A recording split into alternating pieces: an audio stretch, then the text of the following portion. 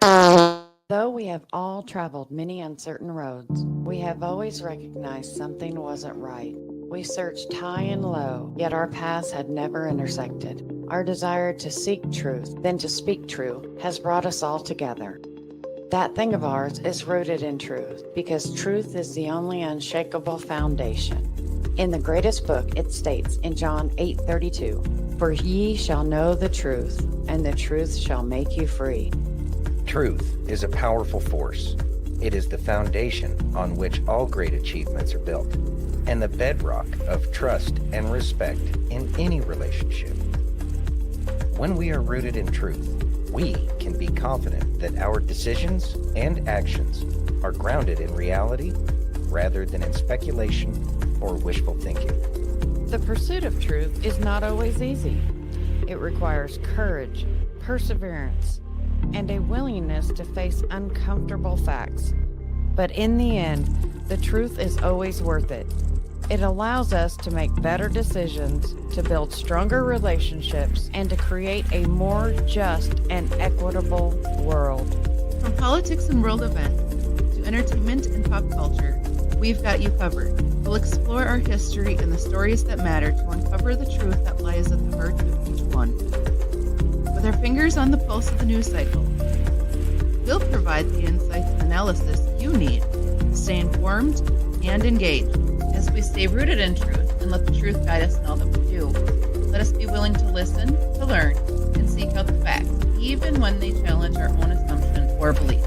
Let us never forget that the pursuit of truth is not just an individual endeavor, but a collective one. Only by working together With honesty and integrity, can we build a better future for ourselves And for generations to come. This is That Thing of Ours. How's it going, everybody? Thank you for joining us today on this Thursday, 14th of August, 2025. I'd like to thank each and every one of you for joining us on Facebook, YouTube, Twitch, Rumble, Locals, and Pill.net. and if you haven't already, please take a minute and give us that virtual hug. If you're over on Rumble or YouTube, hit that thumbs up. If you're over on pill.net, take that red pill. And if you're over on Facebook, you got like 7 choices. And you can even change it if you want to. So run over there and clickety click. Clickety click, everybody. Thank you for joining us, and we're super excited that y'all are here. Yeah. And we are happy that we're here too. We are. Whatever, kind of how it is. Got little Lunker in the house, Miss Dawn. Hey, Dawn. Tell Carol we said hello. We got Mike in the house. There's Mike. What's going on, Mike? Thanks for joining. There's Liberty. There's Liberty. What's going on, Liberty? Howdy. He changed his picture. He did change his picture, didn't he? Yeah. Have to look that one up now. I know. Jeez, now I got things to do. I know. All right. Howdy. Howdy. Howdy. All right. It's been a day. It has been. It's been a week, actually. It has been a week. Definitely feeling some after effects of the Mercury retrograde. Yes. Very much so. And the full moon and all that jazz all at once. So, and then we had the conjunction between like Saturn and the moon and Jupiter and Venus. It was just a nightmare. But we're through all that now. It's been crazy. It has been. There you go. All right. Yeah, I kind of figured she was driving because it's Thursday, which means you guys have to work at night. Such is life. Anyways. Yeah. So you have the first 2. I do have the first 2, don't I? Yeah. So you want to go ahead and get. Well, I guess then I will just go ahead and jump right in here. We got there you go. Bondi fires Justice Department worker charged. Okay, let me try this again. Bondi fires a Justice Department worker who is charged over throwing a sandwich at federal agents patrolling D.C. And of course, there's no sound. To answer your question, Amanda. Start this over again. There we go. Oh, Lord have mercy. Why'd you turn the sound off again? The mainstream media. Just messing with me. Okay, let's try this. Hello, John. Hello, Amanda. To answer your question, Amanda, the mainstream media, the legacy media, they won't cover this. They'll ignore it. They're complicit in it. I mean, take a look at Adam Schiff. He was censored in the House. I doubt that was barely covered in California. Now he's been outed here from a standpoint of leaking classified information. He falsified his mortgage papers. I doubt any of this is going to be covered in California, and proof positive of that is after he censored in the House, he got elected to the Senate from California. So again, I wouldn't hold my breath in terms of people being held accountable by the legacy, the corporate media. Now, again, I appreciate all the work that you and John, John's just been, bulldogging this. It's a lot of his contacts, his whistleblowers are making this possible. I think that's the other point. Okay, apparently I screwed this up.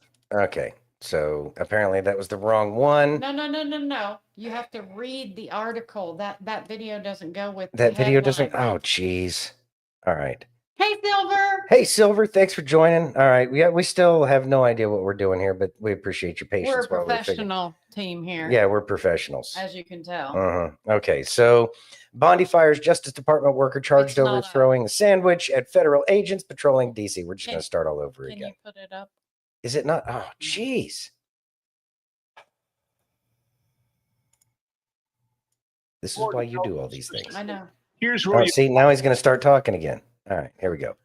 All right, D.C. U.S. Attorney Jeanine Pirro brought the charges after a Sunday night incident in which Dunn allegedly called a group of federal personnel fascists and threw a sandwich at him.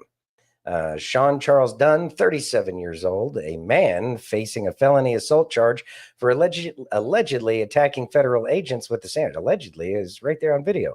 Anyways, was an employee of the Department of Justice. Attorney General Pam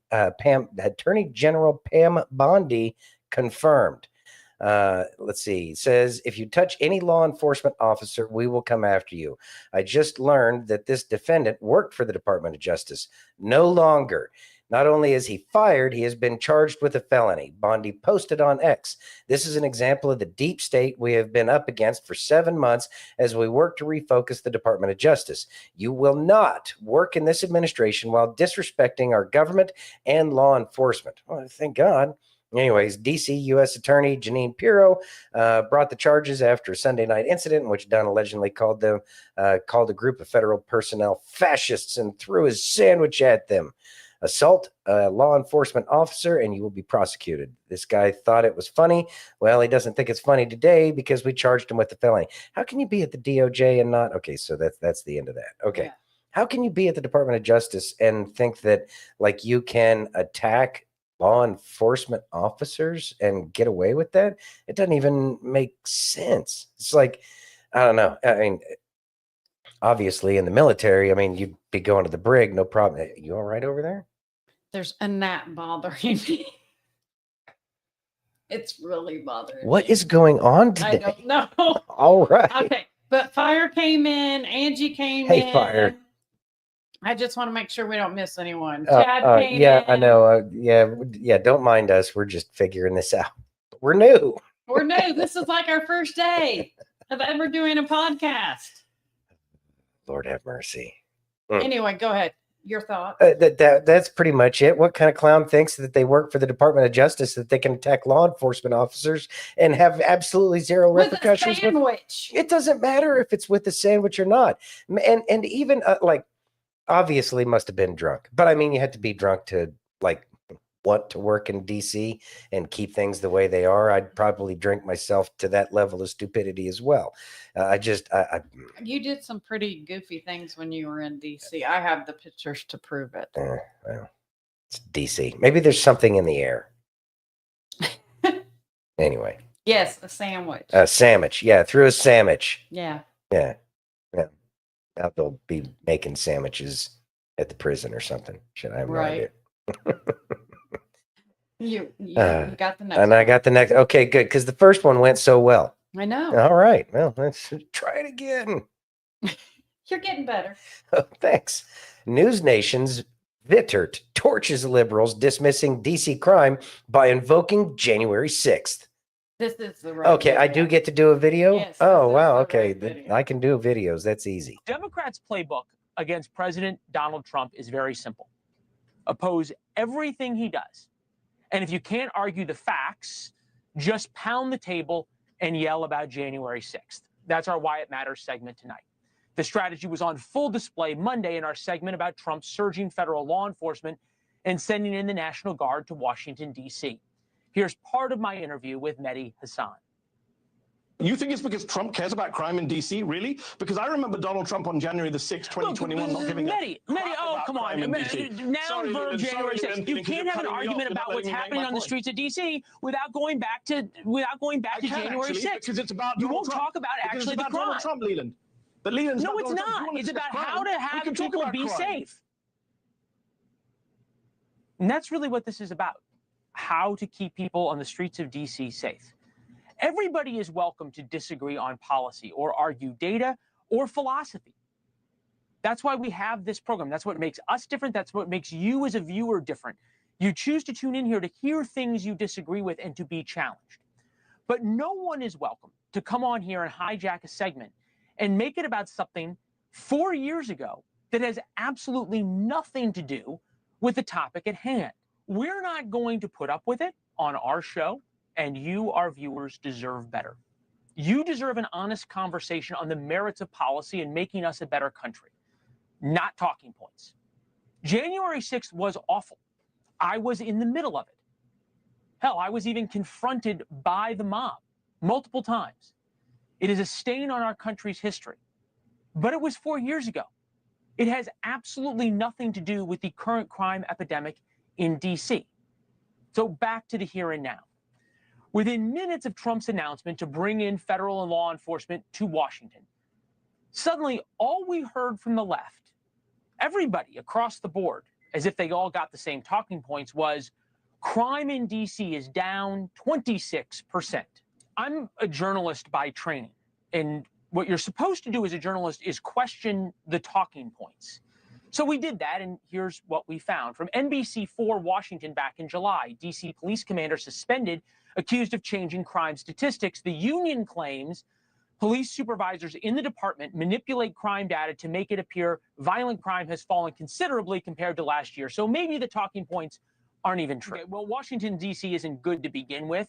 It is a mess, and crime is rampant and out of control. But an important point, not only did the chief say that she needed help, all of her officers spoke through their union and said the same thing. They demanded and thanked President Trump for the help. So you probably didn't hear that either. On top of all of this, local news reports from stations across the D.C., including our affiliate, found there are plenty of people who are thankful. Okay, let's just, though, talk about the data. Just to compare D.C.'s homicide rate to New York City's, it is almost 5 times higher. In fact, another murder happened just last night, not even a mile from the White House and 2 blocks from an anti-Trump protest. Police say a man carrying a rifle opened fire and killed another man. But no, of course, D.C. is totally safe. Democrats and the left-leaning media outlets have no brand except to fight against Trump. And when they are on the losing side of an issue, as we have just shown you, they won't fight on the issue. They go back to January 6th, and that is totally their right. But it is our responsibility, it's my responsibility, to call them out on it. All right. Thoughts? I mean, we've seen this time and time again. The left does this continuously. Whenever they lose an argument, if they can't scream louder and bulldoze the people that are on the panel with them, they'll go ahead and use buzzwords because, you know, they live and die by the polls. So the polls say, oh, talk about January 6th. That makes a difference to people. People really care about January 6th. It makes people not like Trump and makes people look bad. And it's just like the racist moniker that got used overused time and time again. So it's going to, they think that that's kind of like a catch-all that's going to, I win, what's this game called? I win on, what was it? Big Daddy was that movie? Yes. Yeah. It's like playing the game, I win is stupid. And I'm glad that he called him out and shut him down. And you know what? People shouldn't be allowed to stay on there. If they're just going to use just talking points and not try to have a rational discussion, then it's pointless, absolutely pointless to have a discussion with somebody who doesn't have a brain. Anyway, Fire Nate says the cleaning crew has been deployed. Sometimes it's dirtier than one expects. Boy, that's the truth. It's been pretty nasty out there. Hey, Chops, thanks for joining. You ready? Yeah, I'm ready. Okay, it says breaking last night. DC residents not used to being held accountable were shocked as they were arrested by DC Metro Police for interfering with an arrest. All right. Let's watch. All right. Back off! Oh, man. Everyone back off! Back off! Back off! Back off! Get him! I don't know if you saw it, but he ended up, I don't know who this dude is, but he kept on shoving everybody and they kept on going flying. I don't know what that dude's made out of or something, but apparently he's got like some kind of a video game superpower, Ryukin, and just shoves people and they go flying across the screen or something. That was, that was something else. But you know what? She went up there and she hits a cop. What do you expect is going to happen? Maybe that's what worked in DC before. That's why the crime rate is 4 times worse than New York City. But it's, I guess FAFO, she was on the FO side of the F&A. And yeah, it's what it is. Yeah. Boom. Cleaning crew. I don't have to boom up. Oh, jeez. There we go. Things are changing in DC. But things are changing everywhere. And the fact that the Look law what enforcement happened in office, Portland. what's They that? They didn't play around in Portland. No, they're not playing around anymore. No. It's nice to see that the police can defend themselves. Right. And we're not seeing nonstop coverage about how evil this police officer was with the carefully edited video that the legacy media always does, where they just show him shove her without actually showing the part where she came up to throw a swing at him.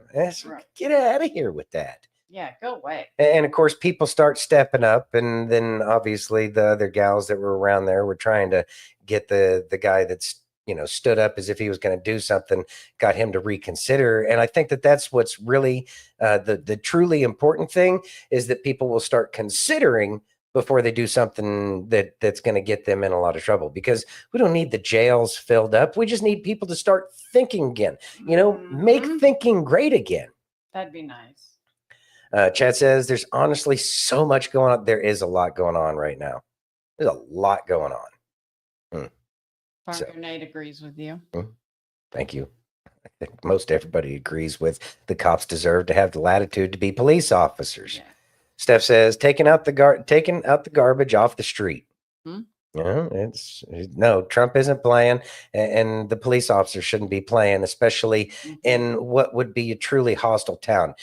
Keep in mind that there were 5 cities that had a higher crime rate and murders or deaths than what was in Baghdad in 03, 04, through all this time that they were saying all these bad things were happening over in Iraq. But Chicago, DC was on that list. What were a couple of others? I think LA was on that list, where they have a higher incidence of murder. I don't think it was DFW. I think it was New York or something. It's probably New York City, or at least parts of it. Anyway, so yeah, those are the things that need to change, and the only way to do that is to have a strong police presence. Yeah. Surprise. And I don't mean that. We know you don't mean it in a bad way. Hey, Left Lane, thanks for joining. Left Lane, glad you're here. Good afternoon. Hope you're feeling good. Hope you're feeling great. You ready? Yeah. Would you read that, please? All right. They're putting all the things in the big yellow one now. Let's see. Not all of them. Not all of them. Okay. No. Scott Jennings educates CNN panel, surprise, about the DC cleanup experiment. Why is experiment in quotes? I don't know. Whatever. Let's listen. I love Scott Jennings. Yeah, he's going to wreck some people here. And what's with the dude with the cowboy hat? I don't know. Come on. Let's listen. All right. Come on, man. Well, the polling that you showed earlier, combining people who thought crime is an extreme problem or crime is a moderate problem, was 91%. Yeah, so that is, I totally agree. So 91% of people who live in a jurisdiction think it's a moderate or an extreme problem. This is not a figment of anyone's imagination. This is not mass hysteria. This isn't, some, collective hallucination. Look at the sad face. It's real. People who live there know they aren't safe. And so I don't know, Chuck, why anybody would care whether it's a police officer, to Arthur, to your point, or a National Guardsman or a park police who also were out patrolling apparently. I don't know why they would care if there are more eyes and ears on the street that makes them feel like if somebody is going to do something criminal or violent or untoward, there may be a greater chance that someone sees it. And so it's a 30-day project. Last night, there were 23 arrests, and they also picked up some illegal guns, which the mayor was just talking about and the police chief were just talking about. Why don't we give them 30 days, see the results, and then maybe the residents of D.C. and the leadership of D.C. can say, well, this worked, this didn't, here's how we could tweak it and do better. It's a 30-day. By the way, I find it interesting, and probably it's a good thing that Republicans now are talking about illegal guns on the streets, because prior to, that was always the one thing that was never the cause of crime, was guns on the streets. And those officers, to your point, Scott, are out there and they're picking up illegal guns, which frankly, maybe Democrats and Republicans are meeting in the middle here on this. That is an issue in just the district and in a lot of parts of the country. Well, Republicans aren't for illegal guns. Republicans are for responsible gun ownership. Well, because Donald Trump. I mean, a lot of Republicans believe that guns are being used in crimes. A lot of Republicans believe that DC's gun laws are illegal, that they are overbearing. Well, that's different. And so those gun laws being because they are fascist, violated, suggests that it's DC's gun laws that are making those guns illegal. Because you actually are not allowed to have, for the most part, most people are not allowed to have guns in the District of Columbia. That's true. I'm just a little confused though. Thoughts? Her gun control policies remind me of someone. Absolutely ridiculous. Newsom? No, the whatever ridiculous person is that was just talking about, oh, it's glad to see that Republicans want illegal guns off the streets. Clown, we've always wanted illegal guns off the streets. Yes, DC has some fascist gun laws that need to be fixed, and if people were allowed to, actually have firearms, then a lot of these problems wouldn't exist, because criminals think twice when they know that there's a possibility that they could get smoked for walking through somebody's door or trying to steal somebody's handbag or mugging or raping or name it. If people have a fear that the crime that they're about to commit may cause them or cost them their life, again, people start thinking and they start considering before they start doing things. And that's why crime is so bad in Washington, D.C., because they have fascist laws run by fascist people, which would be, well, the Democrat Party. Yeah. Fire8 says Trump's 30-day effort is immediately exposing DC mayor and team's corruption and incompetence. Yeah, this isn't left or right. Surely it's justice. And that's exactly what's happening is there is justice going on. Silver says, right? Do you know where the DC mayor is right now? Martha's Vineyard. Are you serious? I mean, I'm not surprised. It's fascists will fascist, I guess. What a clown. We'll create the problems and then we'll go vacay over in our fancy pants land in Martha's Vineyard. Probably at one of those, what is it? The Party in White is what they have out there in Martha's Vineyard. Yeah. Yeah. Yeah. Pip, pip, and all that. So tired of our elites. Yeah. You ready? Yeah. Let's listen. Yeah. Don't we want to hear, well done, good and faithful servant? Jesus said in Matthew 25, that is what he will say to those who have lived for him. And one of the criteria is the way that we treat other people. Jesus is looking at the way that we treat other people, loving others, helping others in whatever ways that we can. The Bible says in Galatians chapter 6, as we have opportunity, let us do good to everyone. And opportunities present themselves all the time.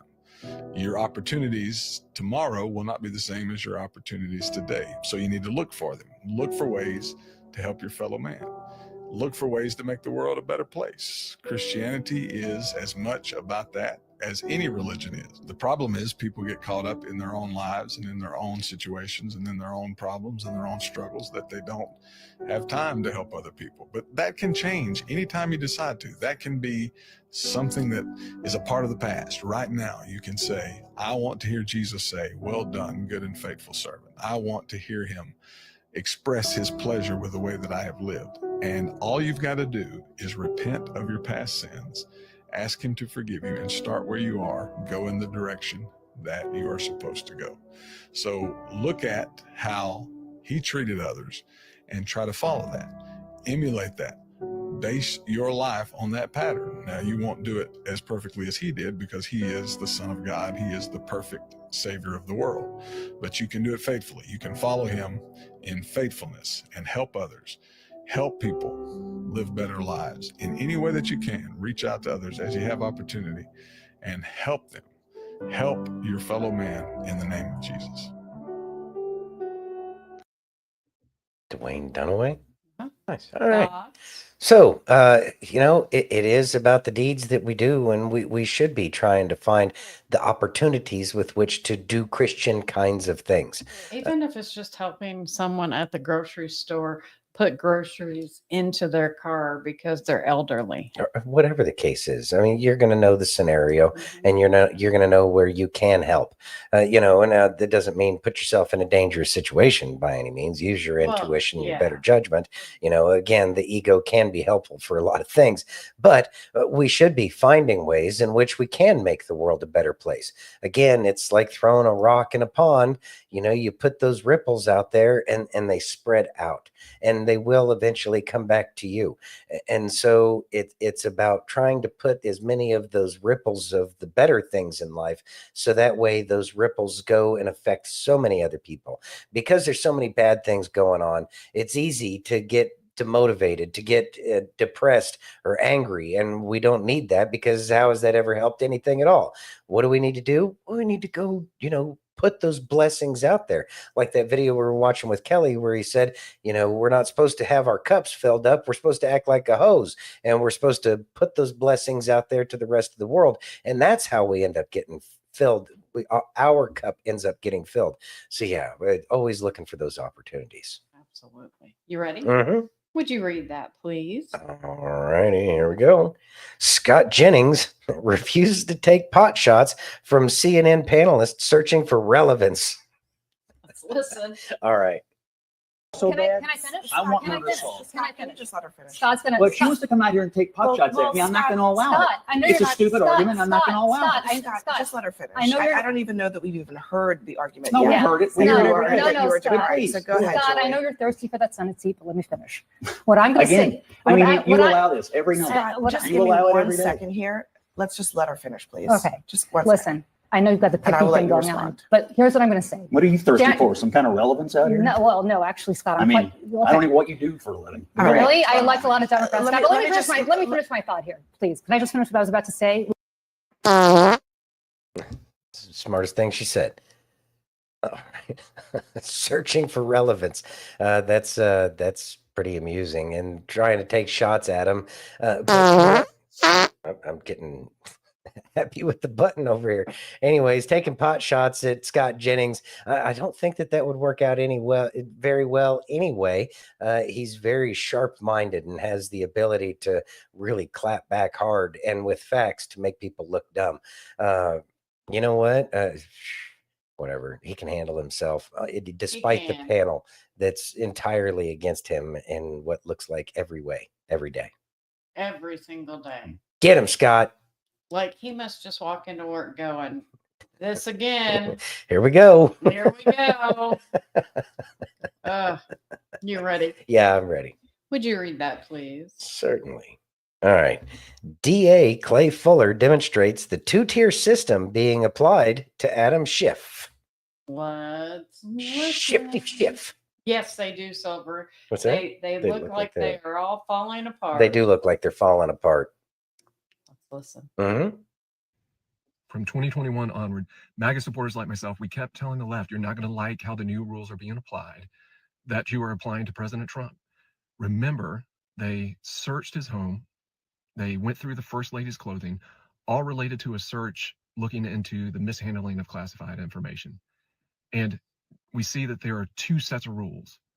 You look at from Hillary Clinton to Joe Biden, now to Adam Schiff and their mishandling of classified information. There are two rules. There are rules for MAGA, and then there are rules for Democrats who mishandle classified information. If a airman first class in the Air National Guard had done what Adam Schiff had done, they'd be heading to prison right now. Because what the FBI director, Kash Patel, has shown is that over a number of years, the FBI was talking to a whistleblower who was a Democratic staffer who said that Adam Schiff was directing others to leak classified information in his role in the House. Now, remember, Adam Schiff wanted to be CIA director for Hillary Clinton. And here he is directing the leaking of classified information and mishandling classified information. As a career prosecutor and someone who leads a district attorney's office and leads prosecutors, one of the things I tell my folks is we prosecute cases without fear or favor, with a stress on that favor portion. Are there two sets of rules? We've been told by the left that no one is above the law. Well, the question is Adam Schiff above the law? Thoughts? Not only is Adam Schiff above the law, but apparently so is the former CIA director who was leaking directly to the New York Times. Or maybe they thought they were above the law. And like Mike says, I believe between now and the midterms, everything is going to come out. I agree. I feel it in my bones, and we've gone so far. So many people are aware and are disturbed and frustrated with the amount of corruption that has been allowed to persist in this nation because of the two-tier system that we've had from people like the Clintons and Schiff and that it's people aren't going to accept it anymore. It's not going to be acceptable. And people are going to start getting, quite honestly, probably a little rowdy about it. Like all this crap's getting cleaned up, like we saw the stuff going on in DC, but that's just getting the troublemakers, the people that just want to cause trouble because they were allowed to be troublemakers. They're going away, and that will honestly encourage more people to say, okay, when are you going to start doing the things that need to be done? Because I'm sick and tired of hearing about these what is it when you get off scot-free after so many years? Not term limits. The limit on that you can be statutory. Statute of limitations. That's Statute it. of Thank you very much. Yeah, I'm getting sick and tired of hearing about statute of limitations. I don't want to hear about statute of limitations because these people made everybody's lives suck to the worst, except for the people that were brainwashed and were the useful idiots who need to have everything taken away from them because they're too stupid to realize that they're being used as tools. Yeah. So therefore, things need to start happening. And once we actually have a level playing field, then we will be able to make sure that every American has an actual chance. Yes. Fire says, is Adam Schiff even as real, is even in this realm with the rest of us? I don't think it's him. There's a possibility. And I agree. Do I keep on pointing at Democrats? If I keep pointing at Democrats, okay, it's not going to be just Democrats. Oh, no. I would love to see the Bushes get wrapped up in this too, because I have a sneaking suspicion that they may have known a little bit more about things like, 9/11, Epstein Island, et cetera, et cetera, et cetera. Yeah, if you were part of this cabal, the swamp creature that President Trump has had this Herculean task of taking out the Lernian Hydra, then if you're part of that, then you got to go, and you got to go to some place where you can't get out. And as a matter of fact, they need to make it like a zoo where we can visit and we can throw things at them, and it'll be a good time. Yeah. The golden age is coming. I pray so. Yeah. Exactly, Mike. Yeah, exactly, Mike. It's all of them. I agree. I can't think of two birds, one wing. Yeah, two wings. Yeah, two wings, one bird. Yeah, that's it. See, two birds. I need coffee. Goodness gracious! It's been a week. That's prime Mercury retrograde kind of crap there. But even though we're out, but I think it's the temperature's been ridiculous. But it's finally. It was our low last night was 86. Ridiculous. Are you ready? Turn HARP off. I know. Turn HARP. Defund HARP. Yes. Stop messing with the police and defund her. Yeah, there we go. You ready? Yeah, I'm ready. Would you read that, please? Certainly. All right. Democrats have been installing George Soros funded district attorneys throughout America. This has been going on forever. Newsmax. Yeah, but they're saying it now. Yeah, Democrats dominate California politics. Okay, yeah, here we Let's go. listen. All right. We cannot have this conversation without mentioning George Soros, who has single-handedly funded many prosecutors around the country, including my own city of Philadelphia, but not only that, in Los Angeles, in San Francisco. These policies do not work. These soft on crime policies abet more crime. The fact that they're not going after thefts and robberies, it results in even greater crimes because these criminals feel emboldened. So they care more about the perpetrators of felonies more than they do for the victims. It's such a shame. And that is why people are voting with their feet and why there's been a mass exodus from Democratic cities. And it's not going to stop because it's not just the crime. It's a high tax. It's a taxation without representation. It's overregulation. It's all the red tape that chokes our businesses and families.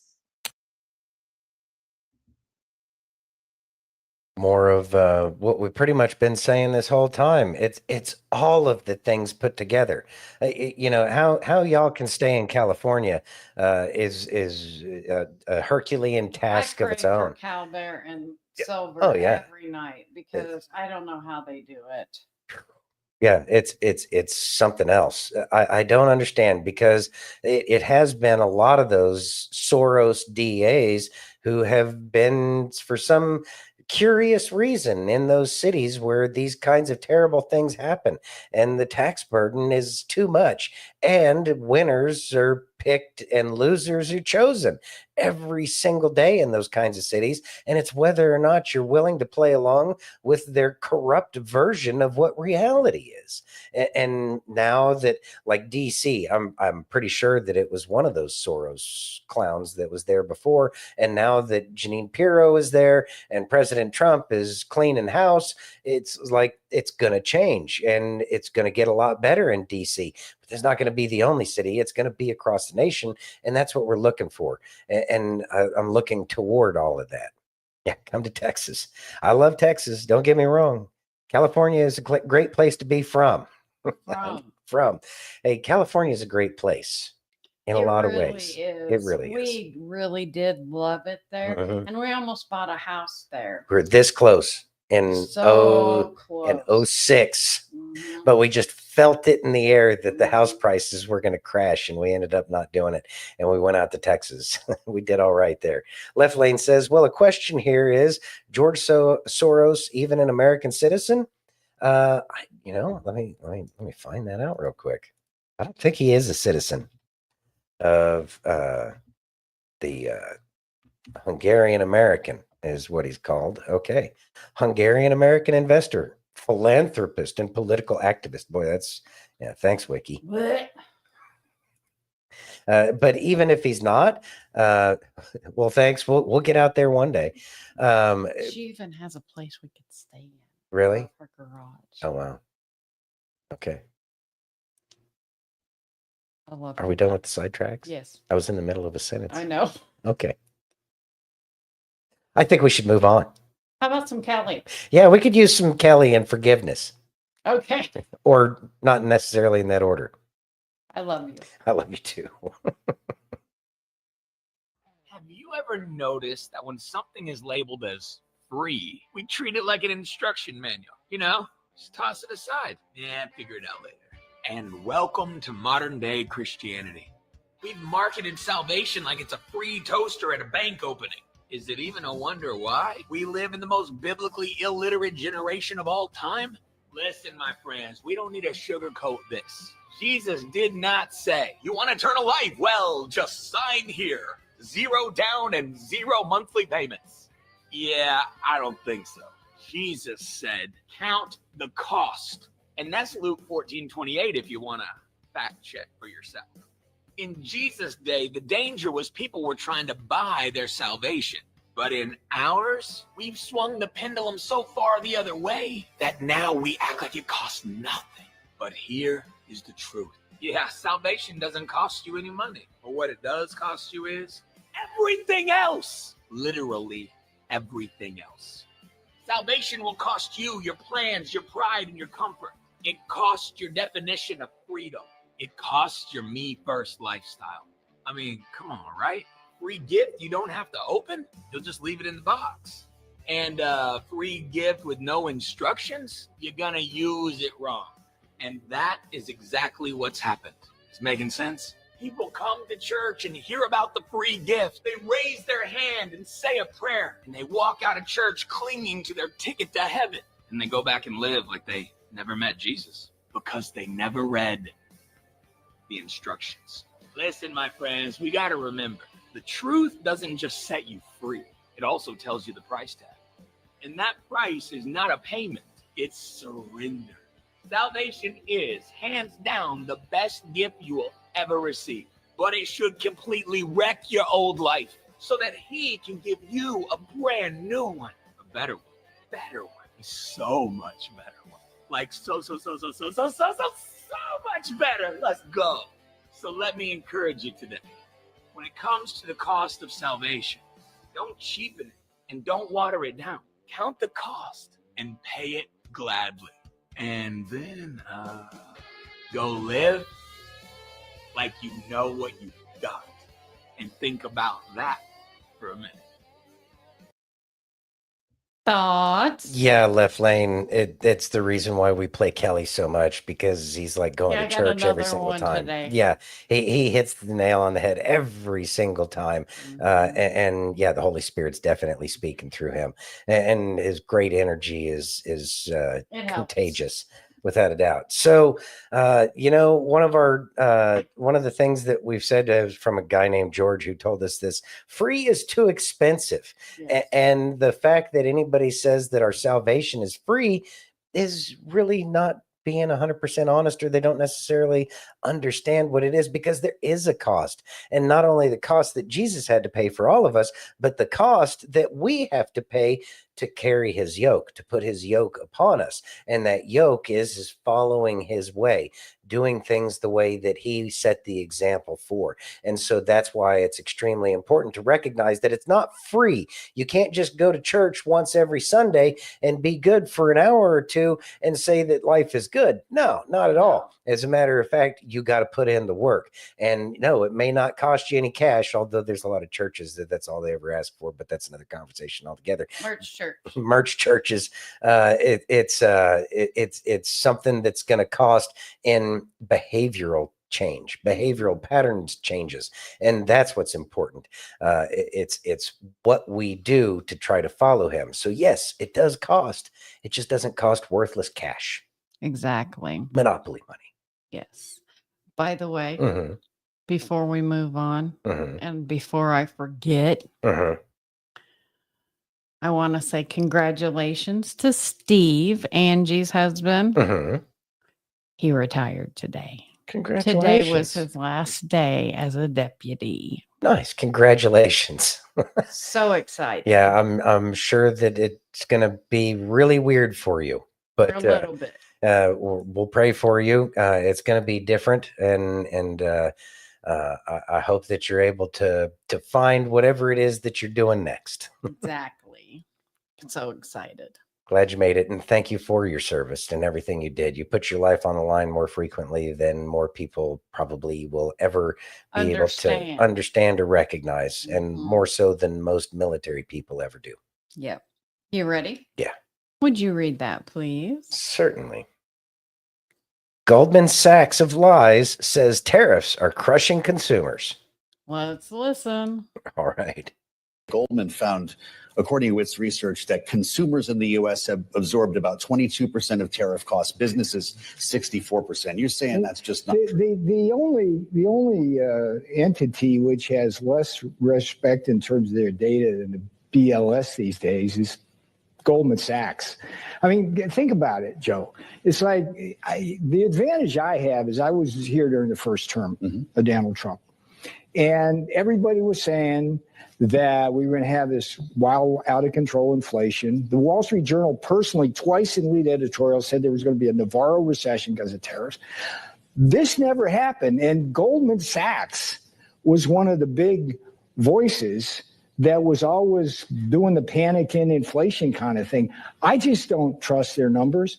And the reason why the American public shouldn't trust their numbers is because their numbers are usually wrong. And yeah, I had to fight, interestingly enough, in the first term. The first guy who was the National Economic Council director was Gary Cohn.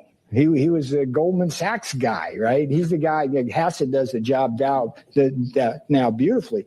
But I had to fight Cohn every day when he was there because he kept saying, Mr. President, these tariffs are bad. They're going to cost consumers. They're going to slow everything down. They never did. And Cohn left with his tail between the legs because he was always wrong. But the point, Joe, is trust your eyes. Thoughts? That's really one of the main points. You know, who am I supposed to believe, you or my lying eyes? And really, we should be trusting our eyes a lot more. You know, they're going to tell us that what we see isn't true. They're going to tell us that what we see and experience is wrong. That's not the way it is. But I'm looking at it. No, that's all wrong. Well, that's what people like Goldman Sachs does. And like he said, who actually trusts Goldman Sachs on anything unless you have billions of dollars with them? I'm going to say that nobody really cares about what you have to say because you are part of that East India Trading Company, and we don't like that because it's un-American. Yeah, it's truly un-American, and yeah, the corporations are eating those tariffs. Again, that would be a motivator for Goldman Sachs to make those kinds of statements. Oh no, it's the American people who are having to, pay for these tariffs. Well, of course you'd say that because you're the ones that are paying it and you don't want to pay it anymore. Well, I guess it sucks when you have no credibility and people just don't care about what you have to say. I don't know, make some more money or something. Maybe that'll make you feel better. It seemed to work for you before. Or maybe you could turn to Jesus. Well, there's that. Just a concept. But it's not free. It's not free. It's not going to cost you a penny, though. Yeah. You ready? Just cost you everything. There you go. Ready? Yeah. Would you read that, please? All right. Democrats, the kings of gerrymandering, do more than just tip the scale. Oh, that's the truth. Let's listen. Mm-hmm. We're talking about emergency measures to respond to what's happening in Texas, and we will nullify what happens in Texas. If California represented the will of the people, Gavin Newsom wouldn't be sitting in office right now. But I'll get to that in a second. This whole idea that Republicans started the whole back and forth gerrymandering issue with Texas is quite literally propaganda. Not a single one of the politicians crying about gerrymandering now had an issue with Illinois.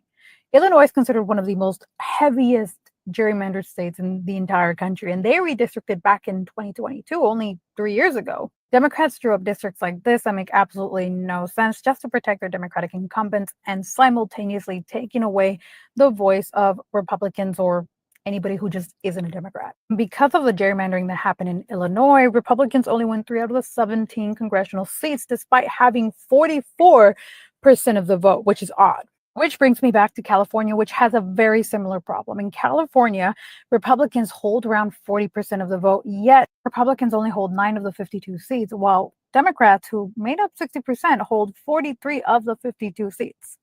So in California, you only have a voice if you side with Democrats. Now, make no mistake, this unfairness was due to soft gerrymandering in California during the 2010 redistricting process. In 2010, California was supposed to be redistricted by the California Citizens Redistricting Commission, which was supposed to be made up of 5 Democrats, 5 Republicans, and 4 independents. The commission was supposed to be legally barred from considering partisan data or favoring any party. But an investigation revealed that Democratic-aligned operatives disguised themselves as community groups to submit targeted testimony at public hearings, effectively steering the commission toward favorable outcomes for Democrats. It ain't just Cali. No. It's not just Illinois. It's look at the entirety of New England. You mean to tell me that in all of New England, they don't ever vote for a conservative or a Republican for anything? And when they do vote for a Republican, it's some super rhino? There's an easy answer to this, though. 30-1000.org. I knew you were going there. Of course I'm going there. It's what makes the difference. You can't gerrymander 30,000 people. It's really that simple. And just in case y'all forgot what the website looks like, here it is.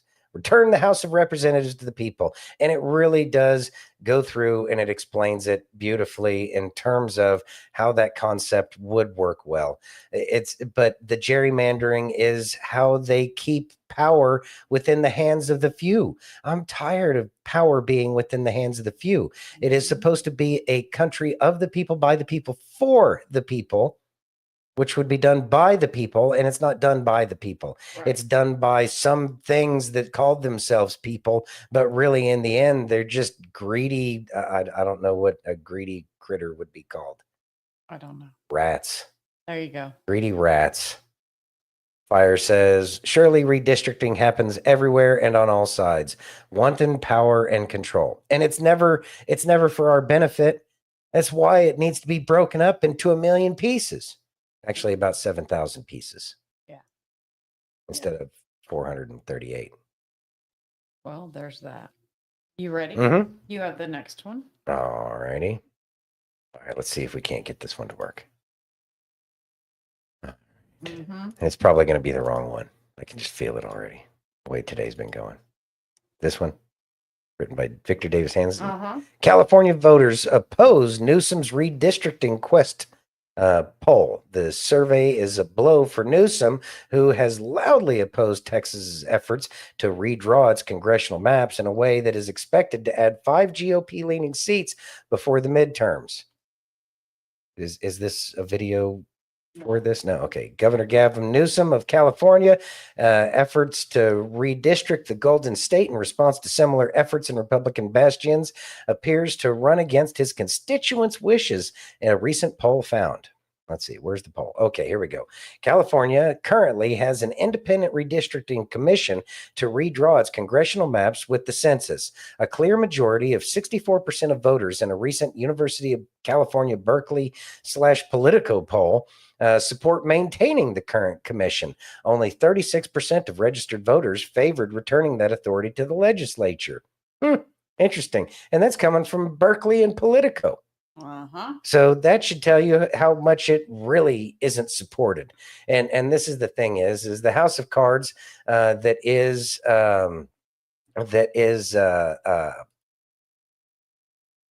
California and Governor Newsom's little, I guess, petty kingdom over there in California. It's coming to an end.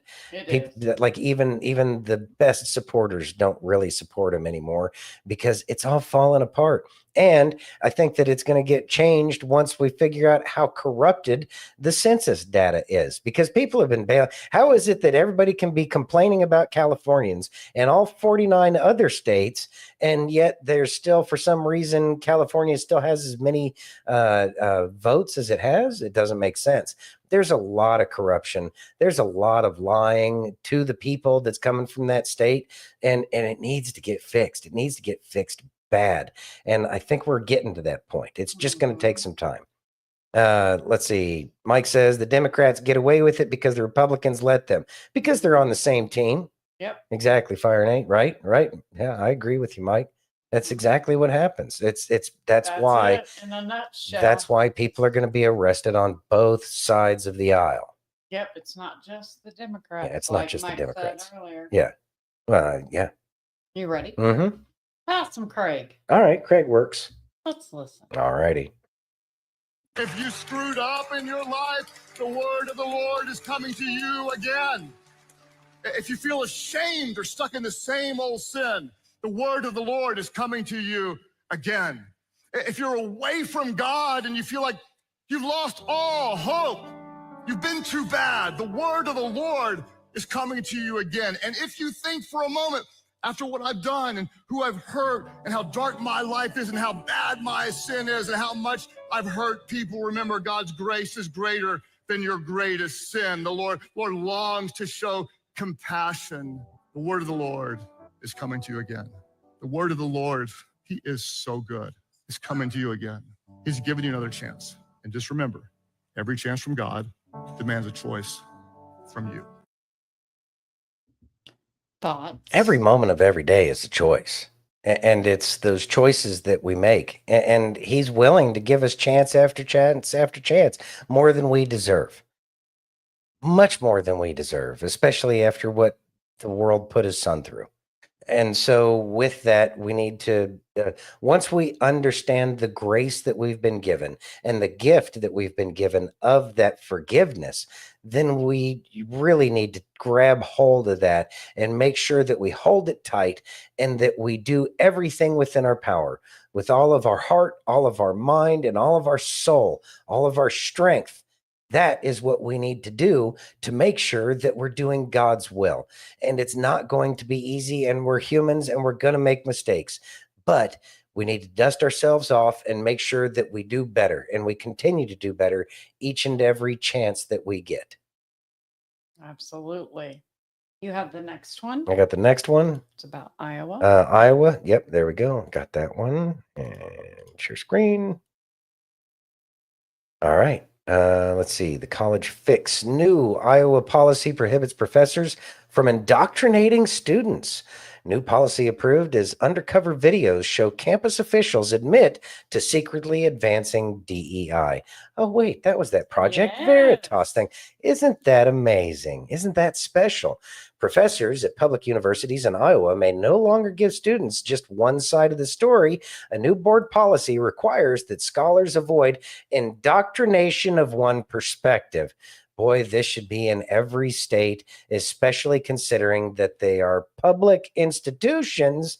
And if they are public, kind of like how PBS forgot that they were a public broadcasting station, and that all of the ABC, NBC, CBS had a duty to make sure that they were presenting all of the news.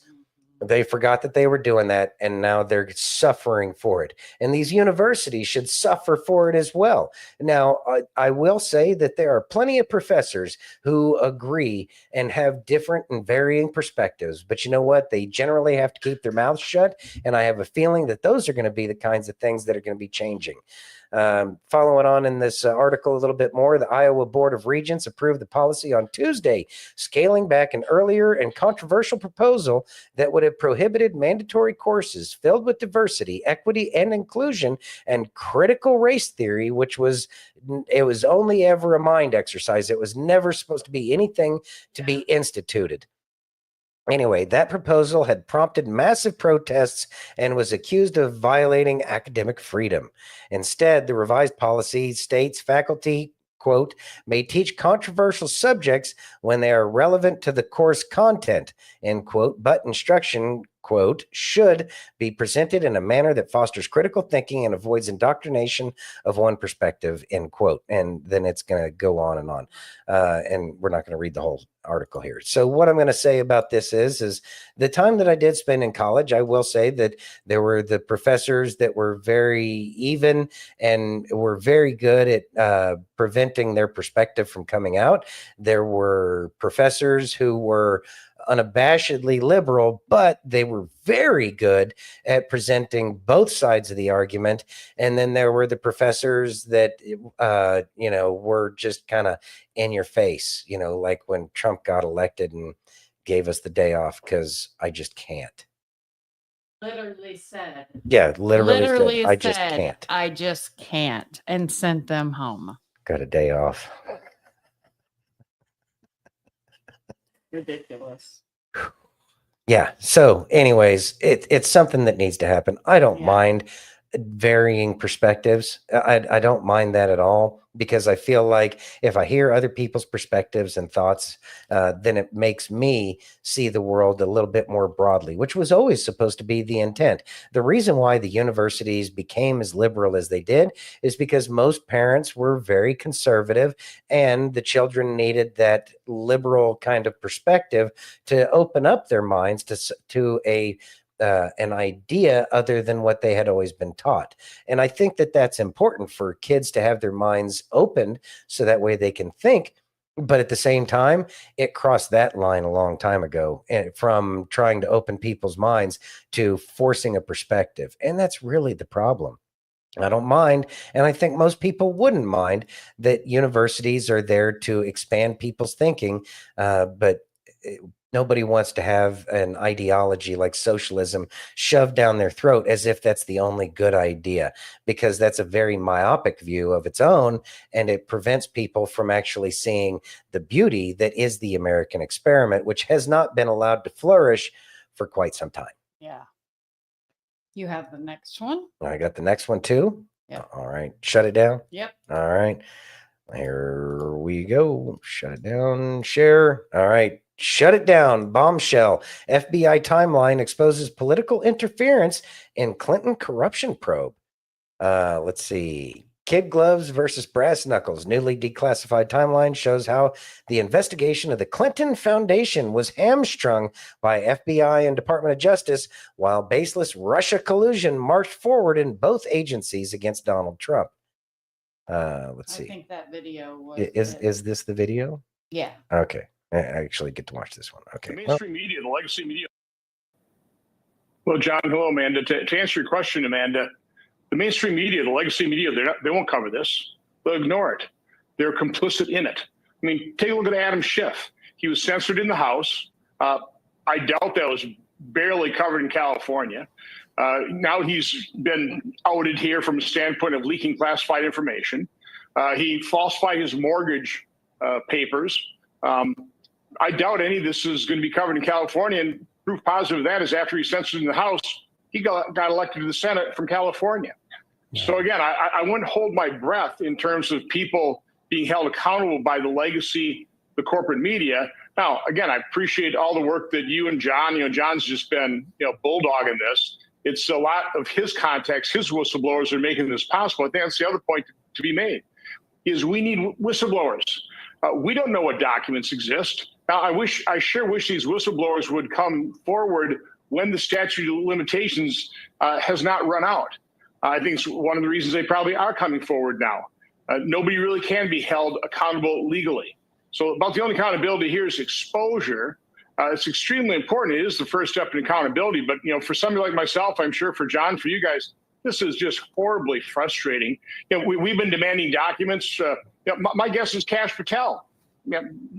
He's probably demanded documents, but until a whistleblower comes forward and tells them specifically, here's where you'll find it, the people inside the deep state, they're not going to come up with this. And just think about it. These documents lay dormant throughout the entire first Trump administration. This is when people like Senator Grassley and I were asking for records. We're demanding records. We never got them. We're barely getting them now, and only because of whistleblowers. So again, the deep state, it is deep. It is populated by partisans. They are not Republicans. They are not conservatives. They do not support Donald Trump. So, I mean, we're getting this information, we're clawing it out of them. They're giving up kicking and screaming. You've done a lot to get them screaming and kicking, and you've done a lot to get them finally to give up us things and all the things you've looked at. I want to just focus on the extraordinary moment of the spring and summer of 2016 now, because we now have a more complete picture than we've ever had. The FBI is ramping up an investigation on false, trumped-up allegations of Russia collusion against Donald Trump, the Republican nominee, while the same Justice Department is ramping down, pressuring its agents not to look at the possibility that the former Secretary of State and Democratic nominee was engaged in pay-to-play. The contrast couldn't be more stunning, but that's what's going on. Your thoughts on how we go about fixing that dynamic, that two people get treated entirely different in the same window? Well, we need to stop funding the deep state. We need to root out the partisan actors. But exactly right. So the FBI, Department of Justice, they're shutting down 2 Clinton scandals. Now, I'm quite sure these investigations were predicated on Peter Schweizer's book, Clinton Cash. They were. I mean, it was out there. I mean, you could see the corruption. Selling our uranium rights to Russia. Raking in, I think, hundreds of millions of dollars in the Clinton Foundation. It just on its face seemed horribly corrupt. Peter Schweizer laid it all out there, so you get people investigating, and then you got Sally Yates shut it down, as you say, while they are ramping up the completely false, the Russian hoax, knowing that it was a false Russian hoax from the Hillary Clinton campaign. Yep. While they're also shutting down the James Comey exoneration memo. The FBI, the same cast characters who crossfire hurricane, changing things like gross negligence into extremely carelessness, so it wouldn't meet the legal standard of a crime. So no, I mean, it is thoroughly corrupt. Those of us who investigate in this have known it for a long time, so it's good to get confirmation of that. I'm sorry it's too late to probably rely on real criminal investigations, which is why I hope that Pam Bondi ramps us up to a conspiracy where we can get a venue like Florida, where at a minimum we hold a trial, because I can't think of a better venue, day by day, week by week, where we lay out the timeline of the grotesque corruption of these partisans within the Department of Justice, within the FBI, all on the side of the Democrats, all in opposition, sabotaging Trump's first administration. And if they can, they'll do it to a second administration. Introducing the Diablo. Okay, well, we don't need any advertisements. All right, so the Clinton crime machine has been at it for such a long time, and it looks like their house of cards is Bless you. Thank you. Their house of cards is definitely starting to come crumbling down, and I think that so many people are going to be so happy to see that whole regime go away, and that corruption is going to their charity, which that's one of the things Q pointed out was look at their charities. Look at all the people's charities and what's actually happening with those things. It's certainly opened my eyes in terms of a lot of stuff that's going on. I knew that charities were certainly giving some of their CEOs way too much money. Thank you very much. They were giving too much money to their CEOs and whatnot. But to find out what was happening in the background, it was another eye opener altogether. So the Clintons in general, I don't even really know who liked them. I think people were just afraid to tell them no. And now that their power isn't as powerful as it once was, because people have been working in the background trying to take that away, so that way they could stop running. Really, in the end, so that way their version of the KKK would stop running this nation. And it's difficult not to make that association because of Hillary's ties with Byrd. I mean, there's a lot going on there. There's a lot. This is one of the things that makes me believe that the Civil War never ended, and that they joined forces with those who loved the Nazis that we brought over here. It just, all of it comes together in a nice, neat little package. And it's not a surprise to me. Yeah. I just look forward to seeing, once it all comes out, what was really going on in the background. Yeah. All right. Yeah. You ready? Yeah. Would you read that, please? Certainly. Oh, yep, there we go. All right, hold on. I'm losing it here. Matt Gaetz uncovers Medicaid scandal in DeSantis administration. Ron DeSanctimonious? Yeah, let's listen. Oh.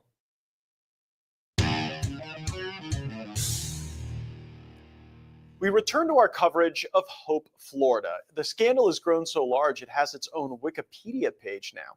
Here's what happened. A multi-state Medicaid provider called Centene overbilled a lot of states. They wanted to resolve their dispute with Florida prior to litigation, so they agreed to pay Florida $67 million. Now, because they're a Medicaid provider, you'd think that $67 million would go to Florida's Medicaid program, but it all didn't. $57 million went to Medicaid, and $10 million was sent to Hope, Florida, the charity closely tied to Florida First Lady Casey DeSantis. New emails released show that the Medicaid provider, Centene, was basically paying Governor DeSantis' wife's charity with a gun to their head. They did not want to make this payment to Hope, Florida, and included language in multiple drafts to make clear that they were doing this because the governor of Florida, through his agencies, was demanding it. They gave a statement to our show to that exact effect. It seems the Florida Inspector General wanted no part of this sleazy transaction that looks a lot like money laundering. They were taken off the settlement because it was looking less like a settlement and more like a shakedown for other purposes.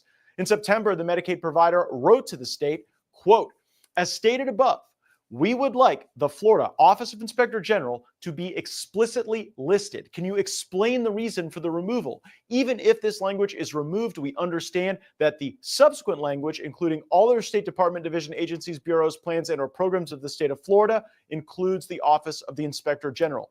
We would expect an email exchange confirming the parties in this agreement on this point with explicit reference to why the Office of Inspector General is removed. The Medicaid provider makes abundantly clear in their responses that they will bear no responsibility for making the payment Governor DeSantis directed them to make to Hope Florida. John Gard has been nominated by President Trump to serve in the federal judiciary. I know Mr. Gard, he's objectively brilliant, but he hasn't been confirmed. And his involvement in the Hope Florida scandal as a prior employee of the Florida Attorney General may have something to do with it. John Gard sends an email to the agency under Governor DeSantis saying, quote, I get that they negotiated this in every other state with the AG, but they are negotiating this agreement with ACA. Now, that's the agency run by DeSantis. And this is going to have to look slightly different. That demand to look slightly different is a demand to pay off DeSantis' wife's charity. It's not governing, it's thuggery. It's important to note, none of this money taken by the DeSantises was used personally for them. We found the claims to that effect unfounded thus far. But what they did do is take that money that should have gone to the Medicaid program, and through a series of shady financial transactions, they spent the money on political ads to defeat a voter ballot initiative. And the current Attorney General of Florida, who has never won an election in his own right, and who managed the DeSantis failed presidential campaign to defeat, told us that they ordered the code red, and we should be grateful. These other nonprofit organizations that have helped, against the Amendment 3 effort, we should be thankful to them, to all of them. They stepped up in a big way, and because of that, we won. Such a shakedown. That's what makes this language in a draft settlement so interesting. The DeSantis-run Agency for Healthcare Administration tried to dump this clause into the settlement agreement. Whereas the Agency for Healthcare Administration's pending contracts with managed care plans under the statewide managed care program contemplate an expanded role for Hope Florida in the Medicaid program, pursuant to which managed care plans will be required to collaborate with Hope Florida's Pathways to Prosperity program to enable eligible Medicaid recipients to gain education, job, and life skills to achieve independence. Okay. How lovely. But it is so deeply deceptive. DeSantis was trying to tell Centene that the money that Centene was going to pay Casey DeSantis' charity was going to go help people get skills, be independent, get off Medicaid. But that never happened with this money. In fact, the money was just spent on political ads routed through the political committee of the current Attorney General, James Uthmeier. And it's no surprise that DeSantis and Uthmeier used Casey's charity because it's basically a shell company with no real accounting or organization where there's a sense of what funds are coming in or going out. And that's not my claim. That is the claim of Joshua Hay, the chairman of Hope Florida. Department has no knowledge, to my understanding, that that money was coming into the organizations. I cannot confirm what the funds were used for. No, we have no monitoring procedures. We have no staff. I'm chairing the volunteer capacity. Whenever we post these online, the whole DeSantis troll machine goes crazy. And I'm not a DeSantis hater. I was Ron DeSantis' top surrogate in his 2018 campaign for governor. He asked me to be the chairman of his transition, and I was, proudly. If Ron DeSantis could run for governor again, I'd probably vote for him again. But that doesn't mean that a governor, even a governor we like, should be able to leverage the power of the state to force a payoff to his wife's charity just to launder that money to his current attorney general to run political ads. Even people we like shouldn't be able to do that. Because nobody's above the law. Plain and simple. It would explain why some of the name calling was there by President Trump, and it's something that must be dealt with. And like what was mentioned earlier, we can't. People from both parties are going to get snatched up once the dominoes start to fall. It's not going to be just Democrats. It's going to be Republicans too. And corruption is corruption is corruption. Payoffs are payoffs, and payoffs and corruption don't care if you're a Republican or a Democrat. If you are team red or team blue, that's what got us to this point. It's about team. It's a team sport. And that's what needs to end. It's not helpful to the American people, and we all end up getting screwed in the end. And the Americans' taxpayers' dollars end up going to support these people's lavish lifestyles. That's why everything that they have needs to be seized. I understand that there's going to be some kind of pay to play, but that's not the way it's supposed to be. And all we need is a politician who can stand up and avoid all of those things. And if you can't, then, after your first term, try to exit stage, right or left, whichever one you prefer. But it's something that we're all praying that's going to be changing soon. And I think that we can all feel in our little spidey senses that we have that it's all going to have to change here real soon, because the people just can't accept this anymore. And it's not a matter of getting mad and doing what, we see on the TV by riots and all that other stuff. Why do we want to burn down any of our own stuff? What we want to do is we want those people to just go away. And how do we do that? Just stop supporting or listening to them, and really don't do anything with them. Nothing positive or negative. They're nobodies, and they should be treated as nobodies and nothings. The stray dog on the street that you just ignore. That's how they need to be treated. Let's see. Nobody's above the law. Plain and simple. I agree. Thank you. And if it's found out to be true, he needs to go too. Yeah, they need to go. Plain and simple. We can't afford to have the corruption, because the corruption is what made it look the way it does right now. Yes. Yeah, vote them out or throw them out. And their way. I don't think they're going to be thrown out. I think they're just going to be sent to prison. Yeah. Which needs to happen. Yeah. You ready? Mm-hmm. Let's listen. Make an example out of them. If you do not listen to the Lord with what the Lord has placed in your life, then the Lord has every right to take it away. The Lord has every right to take it out of your life, because you're not trusting him with it and you're not bringing him glory. In fact, sometimes God takes something away before it destroys you. Thoughts? We know the things that can destroy us, and we do need to take them out of our lives. I know that I got to get rid of cigarettes. That's one of my biggest problems right now, but it keeps me from getting too stressed out and angry. But there's other things in our lives that we do need to get rid of. And those are the things that do separate us from God. Those are the things that are truly important, is the things that do create that separation. So create the separation between the things that separate you, and it will help us, help you get closer to our creator. Let's see. Left Lane says needs to happen, but it won't. They got money and we don't. I think that's the direction we're going. I don't think it's the money, because nobody has money except for the people who have been profiting off of the corrupt system as it is. So if an overwhelming majority of the people that are not profiting off of this corrupt system, so it's just a few people. They just make it seem like they're a big deal, but they're not. They're so small in number, and they know it. And as more and more people wake up to that fact that they're nothing without us, and they require us to continue to be in the positions that they're in, when everybody wakes up, that's it. And it won't require any kind of super effort. There you go. Brother, I smoked for 40 years. I don't want to hear you can't. I asked God, I told him I cannot do this on my own. Would you please help me quit? The next morning, I couldn't even pick one up to smoke it. I will follow through with that this weekend. You ready? Mm-hmm. Would you read that, please? All right. Massive flooding strikes Chattanooga. Let's watch. Oh, geez. Yeah, I know. I heard about this.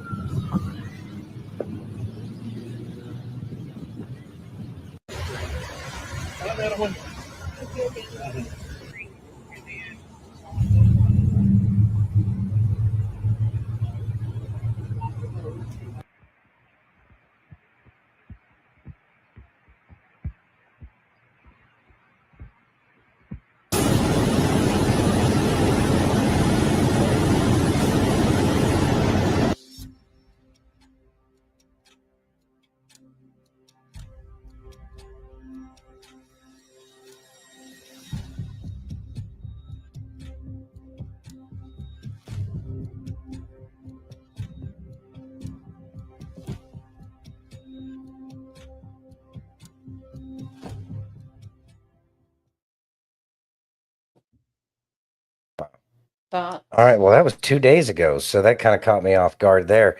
You know what? Flooding is a terrible thing, and so many people get surprised by it. It's about getting to high ground and not trying to be a hero just because you have a giant 4-wheel drive truck. Just because, yeah, don't try to drive through it. You never know how deep it is. It's almost impossible to tell how deep the water is over a road, and so yeah, don't be trying to cross flash flood areas. It doesn't work out well so many times. It's one of the terrible things that happens out here. Had the Charleston underpass, and I know they've been working on it, and supposedly they got it fixed, but it's never really fixed. Flash floods are an awful thing, and people are lost every single year here in Las Vegas because of flash floods. And so in the desert, if we have problems with it, just turn around, find another way, or just wait. It's better than losing your car, or even worse, your life or the lives of those that are in the vehicle with you. Yeah, don't drive in it. Be safe out there. Yes, the rain has been crazy in the southern states. Yeah, I heard about a strange rainstorm up in Maine out of nowhere today too. Yeah. So yeah, still have weird weather going on. Just be aware, folks. Yeah, don't drown, turn around. Exactly. Liberty says, I really believe it's the white hats flooding the tunnels of the filth and evil that has been in them. I have not seen any evidence to that whatsoever, but I know that that's certainly one of the things that a lot of people talk about. I have heard about the tunnels. I'm not seeing anything that says, yes, that's actually happening. But Lord knows there's lots of underground everything all over this country. Yeah. So would not surprise me in the slightest. No, I wouldn't be shocked. Yeah, I wouldn't be shocked. But I also wouldn't be shocked if we don't ever hear anything about that either. Right. You ready? Mm-hmm. Would you read that, please? Certainly. Charlie Kirk atomizes the elite class on CNBC. Let's listen.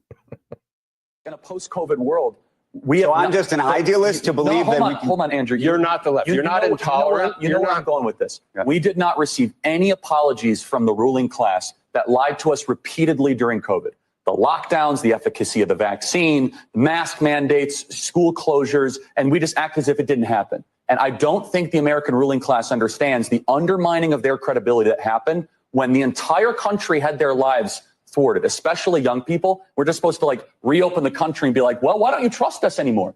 Well, it's because, the Hunter Biden laptops, Russian disinformation, 50 intel operations signed this letter. And I'm making a good point here because there was no contrition. That's just one example. And again, I could go one after the other. No. I would say that actually COVID, to me, I mean, this is actually generational, is actually very much like the 2008 crisis in a way. Okay, that spawned Occupy Wall Street.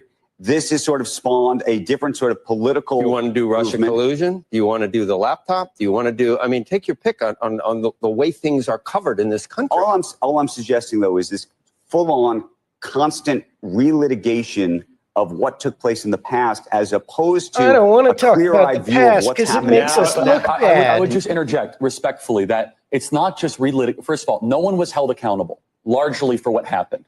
That's why I said it's sort of like 2008, because a lot of people thought all those bankers were supposed to go to jail, frankly. Well, and honestly, there should have been, I think there should have been some administration of justice. That's a separate issue. I was young at the time. I can only speak about what we're living through now. And a lot of the COVID injustices we are still seeing today with younger people and their ability to own homes, with the inflation that President Trump is trying to fix that was inherited by Joe Biden. So what I'm getting at, and I know a lot of the C-suite of America watches this program, they might understand where is this populist fervor coming from, is that you have missed the mark on so many of the core proclamations you made to the American people. Explain to me. Thought. All right. So he was definitely laying the hammer down in terms of not letting that guy get away. I mean, both of them were telling him, you're being ridiculous. You're being ridiculous. And the whole Occupy Wall Street thing, that's a straw man argument. Again, logical fallacies being used by the left to try to discredit what's being said at the moment. And the COVID thing certainly needs to be looked at. There's news coming out now about Fauci and his gain of function research, which is also known as biological warfare research, which is against the Geneva Conventions. Worldwide document signed by just about everybody says we're not going to do that. Otherwise, you don't get to play in the international community. So if that's what we were doing specifically through NIH and Fauci, then those people need to be brought to account because they're doing international crimes and crimes that we, the people, don't agree. We don't need fancy new diseases. We don't need to be worrying about creating diseases. The diseases do just fine on their own. And coronavirus was always known as the common cold. So the only reason why it could have been any worse was because they were doing something that they shouldn't have been doing to it. And that's just the COVID conversation. That doesn't include everything else that was brought up. And yeah, the thing with the whole Occupy Wall Street, it was so filled with AstroTurf that it didn't even look it was completely disingenuous because it was a bunch of rich kids out there wearing $500 shirts and, $400 pair of jeans and, all these expensive clothes talking about, eat the rich kind of crap. So, yeah, the Occupy Wall Street had no credibility whatsoever. None. And are there problems with Wall Street? Yeah, but it was done this way on purpose to take control of the narrative. So don't try to tell us about how great Occupy Wall Street was because it was completely fabricated. Whereas these other things like January 6th, the Rona, et cetera, those were all 100% real. And they, the problems that are pointed out were problems created by our very government. So I appreciate your Project Mockingbird kind of drive there to set the narrative, but you lost. So just continue to embarrass yourself because you're only making yourself look dumb, and you're digging your hole deeper once the prosecutions come along. Cowbear says every abuser says they don't want to talk about the past. Isn't that the truth? Check out Quick Start. It's an app that helps you quit smoking.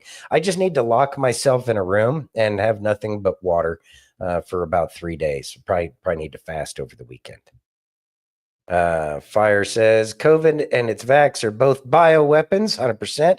It's more than a 2008 crash, which the 2008 crash was really done on purpose so that way they could take all of our money and give it to the banks.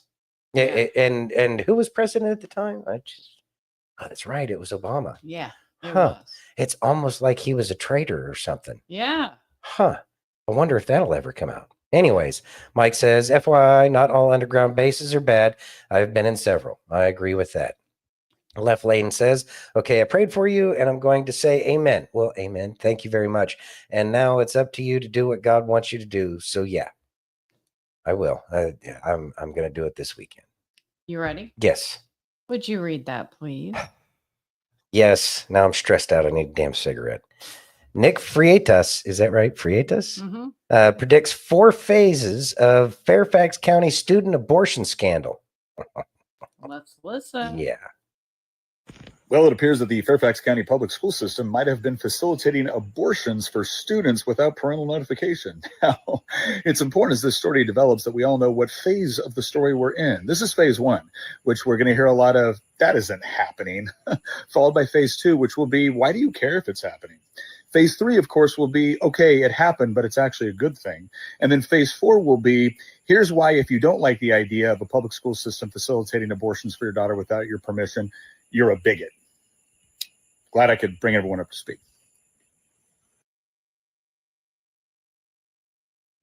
Thoughts? All right. Well, it's pretty simple there. There's a lot of stuff going on there, and I don't want to minimize this situation, but I would say that this is It's one of those news articles that gets lost in the sauce with everything that's going on. And I think that that's one of the main reasons why we bring these things up. Will it have far-reaching implications? Yes, 100%.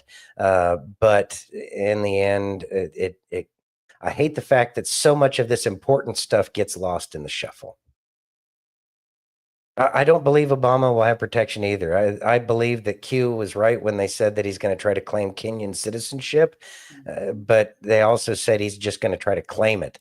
I don't think it's actually going to work. I think that he certainly needs to be made an example of, because he was supposedly the president of the United States. Right. Along with any other presidents that may or may not have been a part of their little club. Exactly. Are you ready? Mm-hmm. Let's listen. All righty.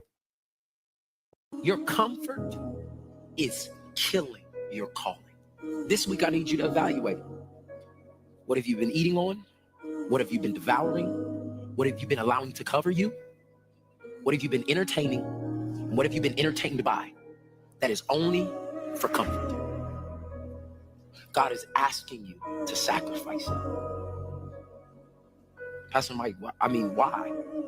Because until you sacrifice everything that has made you comfortable in this season, you will never be able to walk fully into the promise that God has for you in the next season. David literally compromises everything that God wants to do with him. But I love the story of David because at the end of his life, God literally calls him a man after his own heart. How in the world could I be in this level of comfort, but then at the end of my life be known for being a man or a woman after God's own heart? This is encouragement for all of us. No matter how comfortable you've been in the things that have been killing your calling, it's not too late for deliverance. What did I say the first step of deliverance was? Repenting. Turning. And David would come to God and say, God, I'm sorry. I messed this thing all the way up. Forgive me. Give me another opportunity. See, what I found is comfort, it sounds good and it sells good. I ask you in the front, how many people love being comfortable? And everybody raise their hand. The truth of the matter is, I've lost 50 pounds. And not one, amen, thank you. And not one day of working out was comfortable. Not one, there was not one chicken and green bean meal that was more appetizing than dirty Chinese food. I love me some dirty Chinese food. The egg rolls, wontons, the whole. Not one time. It never was better to me, but it was better for me. See, comfort, last point, is a counterfeit, and it appears cheap, but it costs everything.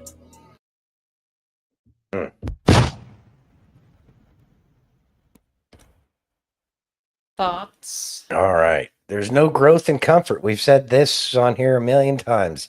It's difficult. It's difficult because we do get comfortable with the way things are in life. And we say, oh, no, it's not comfortable. I want change. But then you start to think about the things that are required so that way that change can come about. And that sounds a little bit more uncomfortable.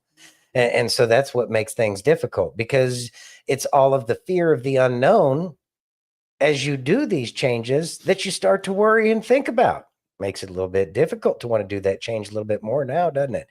You know, so to use what he was talking about, it was about hitting the gym. Yes. You know what the hardest part about going to the gym is? Going. And I used to tell myself, go for 15 minutes. After 15 minutes, if you still don't want to be there, you have permission to leave. I left twice. And I also always say, I used to say nothing tastes better than being skinny. But now I say nothing tastes better than being healthy. Yeah.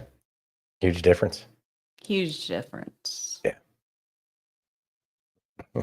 You have the next one. I got the next one. Next three. The next three. I only have two. You have three. No, I only have two. Let's see. I promise. Shut down Bombshell FBI timeline. No, it should be. Manufacturing surges under Yeah. Trump. Oh, okay. Oh, here's the third one. Okay, my bad. All right. So, all right. We'll just go ahead and get to this. I was not expecting that, so I was unprepared. All right, here we go. Let's see. Manufacturing surges under Trump's Made in America drive. Let's get down here to the meat and potatoes. The American manufacturing economy is seeing a surge of investment driven by President Donald J. Trump's tariff and deregulation policies. Over the past several weeks, numerous major companies, including AbbVie, Apple, Century Aluminum, Ford, and GE Appliances, have announced they will either shift production from overseas back to the United States or will expand existing domestic manufacturing facilities. And then they go through. AbbVie announced $195 million investment. Apple says it's going to spend $600 billion. Let's see, Century Aluminum, $50 million, Ford, $5 billion investment, Kentucky and Michigan. Well, at least it's not all in Michigan, but they have good stuff in Kentucky too. GE is spending $3 billion. Lots of money is being spent in the United States now. So what's the real win here? The real win is the fact that it's actually money that's being spent here in the United States, and that is what's going to make the first big difference. Yes, the jobs that are created, the permanent jobs that'll be created by having those manufacturing facilities here in the United States is wonderful, but initially the shovel-ready jobs, they're as soon as they break ground, people are working. It may not be the people that are going to be in the manufacturing, but our construction workers need that. It's something that's going to be beneficial for our nation because it helps the construction industry, the trades, and then it's going to help the people that work in those manufacturing facilities. So not only is it those initial investments, but that money's not going to slave wages in China now. Thank God. Sick and tired of all of our money going everywhere else. It needs to be right here. That way we start having less problems around here. Fewer homeless, better standard of living. You know, all the things that were before all of these companies got the whole Gordon Gekko mentality of greed is good. It needs to end, but we had to go through this so that way we could understand what was good, and we figured out that it wasn't greed. Yeah, we started to follow Mammon as a nation, and now look at us. But the good thing is that's helping us get our heart back. Mike says, I won't ever get to retire. Only if you want to. Only if you want to. Silver, do we need to find new topics? No, she loves it. What's that? That we talk about the weather and food and everything and just everyday life in the chat. Yeah. Oh, Because okay. we're a family. Yeah, y'all chat away in there. It's kind of funny. All right, so moving on. Sorry, Mexico, but Trump's your best hope to defeat your murderous cartels. Leftist Mexican President Claudia Sheinbaum, sounds pretty Mexican to me, has repeatedly made clear her reluctance to cooperate with President Donald Trump on key issues. I think that that's kind of a game that's being played. I think that in the background, she's actually working with him, but that's just a theory. Absolutely no proof for that whatsoever. Oh, hello, advertisement, go away. But needing to placate the American president, of course, it's just placating. Sheinbaum this week did the one thing she knew would make Trump happy. She handed over 26 more cartel leaders for U.S. prosecution. It is a welcome change towards cooperation with. Excuse me. Let me try that one again. It was a question. Is it a welcome change toward cooperation with the U.S. or is she running scared? Likely both. Trump vowed to hit Mexico with 25% tariffs on everything it sells to us, in part because of its past failures to curb the cartels and to secure its side of the U.S.-Mexico border, and on and on and on. And I will say that this is one of the things that's part of the game that's being played out every single day. And that game is that she's in a bad spot out there in Mexico. Mexico's been in a terrible place for so long now, and they've had to play with the cartels because they've had all the power. But ever since President Trump got back into office, there's been a lot of movement towards taking the power away. They've fractured. They've gotten one of El Chapo's sons to actually turn. It's tons of things that are happening.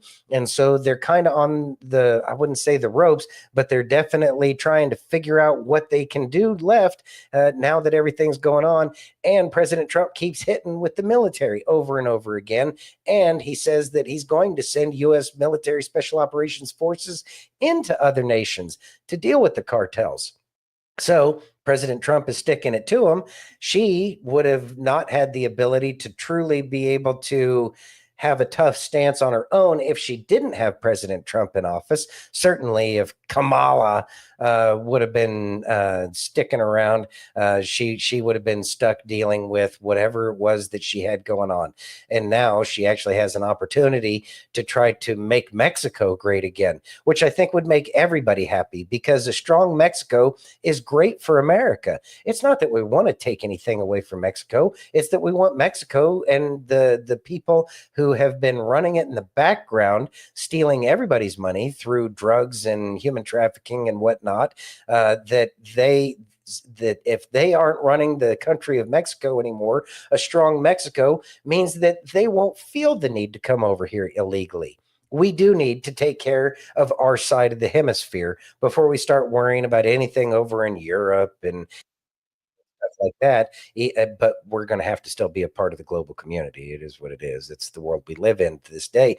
But having a strong Americas is going to be the most important thing for our own security, because if we have good relations with the 51st state, Canada, or Mexico, or the rest of the nations, further on south through Central America and South America, that is going to be our best defense. It's like nobody likes you. So we all like each other, and we don't like you over there because y'all do weird European things over there, and y'all can do that over there. We're just going to be over here living our free life. Yeah. And that's the best way we can create security in our side of the world. As Jefferson gave us, or no, Monroe. Monroe gave us the Monroe Doctrine, and I think that needs to be instituted much more often. Yeah. Let's see. Steph says, we just want the drugs to start coming over. Stop. Oh, want the drugs to stop coming over, and for them to get visas. Yeah. Stop. There we go. Stop. Yeah. That's pretty funny. Actually, you know what? If we would take more of a tactic like Belgium does, where it's legalized, but there's, all of the things done to make sure that people aren't, falling into that addiction, I think we'd have far fewer problems. It's just like Germany. You can order a beer as soon as you can see over the bar, but they don't have alcoholism problems like we have here. No. We just have an unhealthy relationship with things because of Woodrow Wilson, who gave us prohibition. Yeah. Pray for him. Anyways, Calbear says, have you seen the movie Sicario? Sicario? No. No. I don't even know how to say it. I guess I'm going to have to look it up. Yeah. Yeah. Are you ready? Yeah, I'm ready. Let's listen. All right. Why are you hiding from him when he knows everything you're going through? When you've fallen and missed it, come boldly. When you've sinned and made mistakes, come boldly. When you've drifted from him, come boldly. When you stop reading, come boldly. When you stop praying, come boldly. When you stop going to church, come back boldly. When you've been gone from the gathering for a long time, come back into fellowship. How? Boldly. It's the lies of the devil that keeps you out of his presence. I don't care how bad I missed it. I'm going to keep running back to the one who told me I should come to him. How? Boldly.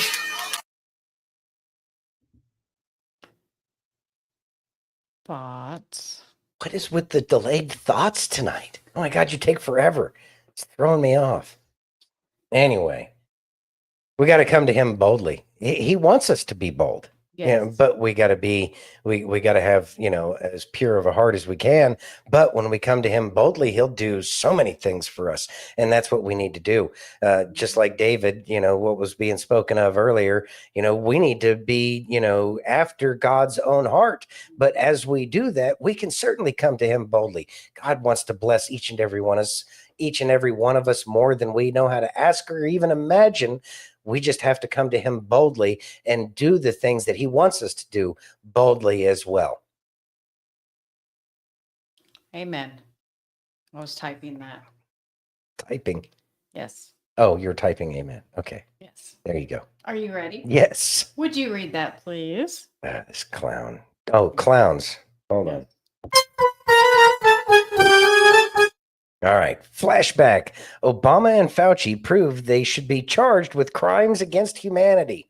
Let's watch. And biological warfare, treason, etc., etc., etc. Let's watch. Mm-hmm.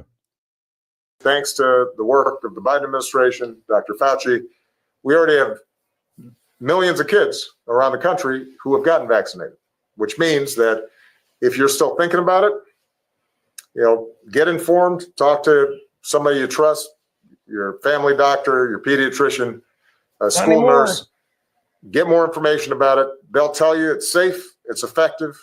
This vaccine is tailored for kids, and then come on down and find a spot to get vaccinated. You can get it for free just by going to vaccine.gov. It'll tell you exactly where you can go to get vaccinated, and make sure to do it, as you said, for your kids, your entire family, as well as for the community at large.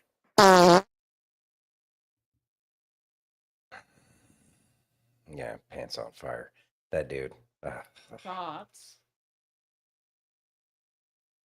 May he get everything he deserves. Yes. Lord, send your adversary to that man. Help him find your son. Yep. That's the best I can do right now. I know, because I want to say something. Yeah, I know. Way different. Yeah, But yeah. what are the two most important commandments? Is he a neighbor? Does he qualify as a neighbor? Yes. Yes. I'm going to have to look that one up. All right. Fine. He's a neighbor. You Anyways. see what Steph said? Steph says, oh, he wasn't lying when he said it. It was tailored for kids. Devil. Yeah, I know. Ready? Mm-hmm. Would you read that, please? Pat Buchanan in 2009 says, Gaza is an Israeli concentration camp. Let's listen. Mm-hmm. In Gaza, which in my judgment is an Israeli concentration camp where 1.5 million people are locked up, cannot come out or go in. They've been controlling food, electricity, fuel, and the innocent people in Gaza are the ones suffering. Concentration camp, Pat, doesn't that diminish the significance of the real concentration camps? No, I'm not talking about a death camp. I'm talking about what the British had in concentration camps in South Africa, and what the Spanish had in Cuba, and what others have had, where they bring all these people, lock them in there, and treat them with great cruelty and a humanitarian disaster, despite what Zippy Livni says. All Hamas would have to do is say, no more missiles starting tomorrow. We understand. And by the way, we accept Israel as a state, as a neighbor. We just want to negotiate the borders. Now, Hamas cannot do that because of its religious conviction that infidels may not anywhere in the Middle East be in power. Cannot do it. The best thing, all right, I don't want to go too long. But what I'm saying is it's not a concentration camp. They could walk out of it tomorrow. They could walk to Egypt, by the way. Anybody they want to do, and they could have peace if they just stop the missile attacks. They haven't yet. That makes you wonder why the Israelis had a hand in creating Hamas to split Fatah. Now, we're not going to get into what happened in Afghanistan. Exactly. All right, let's go. All right, he says stop the missile firing and work for peace with Israel, and you get your own state. Why don't they have a state on the West Bank then? They have done that, and the Israelis continue to steal their land. They build outposts and settlements. That's why there's some issues that are unresolved. Let me mention. Hold it. Let me talk here a second. And they have, of course, they have not agreed to have the Palestinians have their own capital in Jerusalem. The point is, why haven't they given back the Golan Heights? It's been peace on the Golan Heights since 1973. Because there's no peace process you can have with Hamas if you understand Hamas. And I can't believe you don't understand Hamas's ideology. But let me tell you. I tell you how you create people for Hamas.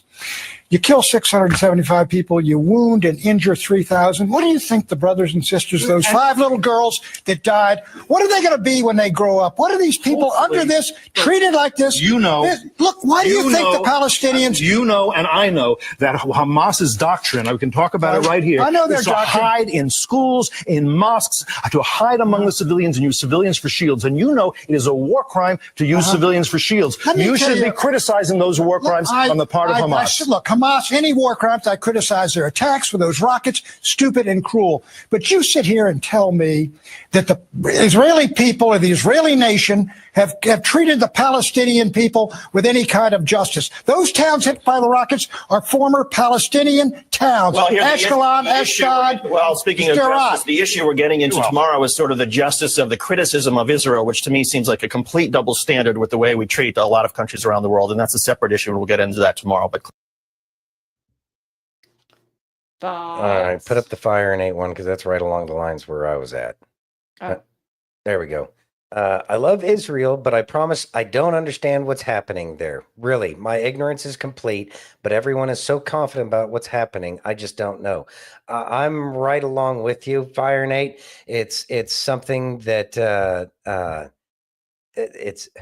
I know there's tons and tons of deception, and I know that I support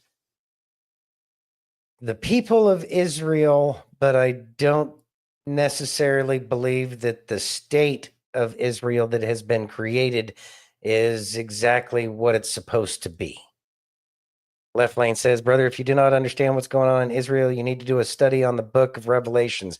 It will explain all as the Father to explain it, and he will. I understand and believe that too. I think the answer is that Israel has a deep state just like us, so the government is bad, but the people are good mostly. And they have a large population of people who hate anybody that's not Christian. I think that the Dome of the Rock is it's a poke in the eye on I think what makes it such a difficult concept for me is because there's so much going on and everybody claims a piece of what is the state of Israel today. And then there's the difference between the people of Israel and the state of Israel. I think it's something that people that study it regularly need to have public conversations in order to make it make sense to everybody, because there is a lot of ignorance when it comes to that. And I will say that. And there is a difference between the state and the people. Right. There is a difference between the state and the people. And I will say this, what the news says and any information that we get is mostly wrong. Yeah. The information is curated.